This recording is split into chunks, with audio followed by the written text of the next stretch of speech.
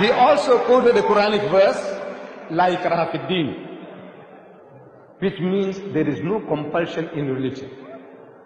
Compulsion is worthless. At the point of the gun or the knife, you force somebody to say, read the Shahada, the Kalima, the Creed of Islam, and the man is forced to read. What is it worth? Nothing. There is no compulsion in religion. But the insinuation is that the Muslims were doing compulsion. I said, look, my brother, Sarosh, you are a proof that the Muslims didn't use any compulsion for 1,400 years.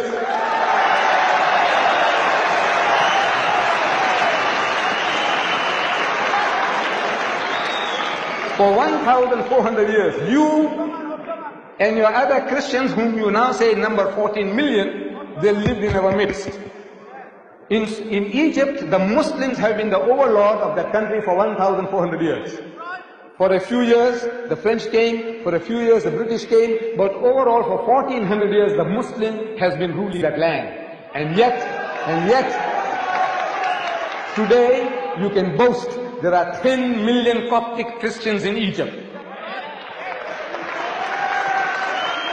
If there was compulsion of any kind, there would not have been a single Christian left in the country.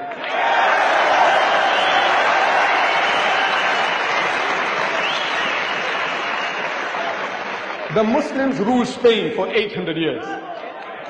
800 years. Because we failed to deliver the message, we were kicked out. We were kicked out. Shame on us. We didn't fulfill our obligations. But if they had used any type of force, even economic force, for 800 years, there would not have been a single Christian left in the country.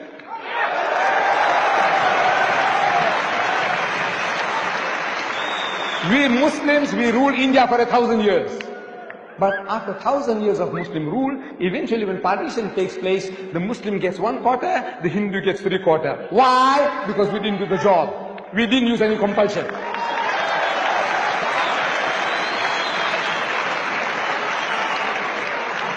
And which Muslim army went to Indonesia? Which Muslim army went to Nigeria? Which Muslim army conquered the east coast of Africa? Which Muslim army? Today, the Britisher and the American, he's coming towards Islam. I want to know what sword? What sword? What sword is the Muslim using? The sword of the intellect. George Bernard Shaw, he said, if any religion has a chance of conquering England, nay Europe, within the next 100 years, so that religion is Islam.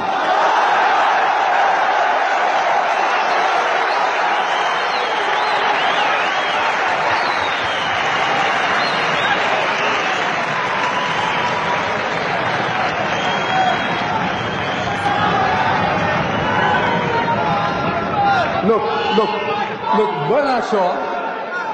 Bernard Shaw had the foresight, he could see. But we Muslims, we have failed Islam. Wallah, we have failed. We have failed. We haven't made a start yet. We believe. We say we believe, but we have not made a start yet. This is our problem. The destiny is ours. Wallah, it is ours. Allah says, لِيُزْهِرَهُ عَلَى الدِّينِ كُلِّهِ. He has given you a deen, a way of life that is the master, overcome and supersede them all, bulldoze them all, whether it be Hinduism, Buddhism, Christianism, Communism, Judaism, atheism.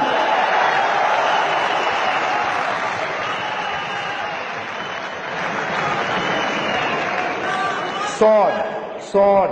I'm asking, what sword? Thomas Carlyle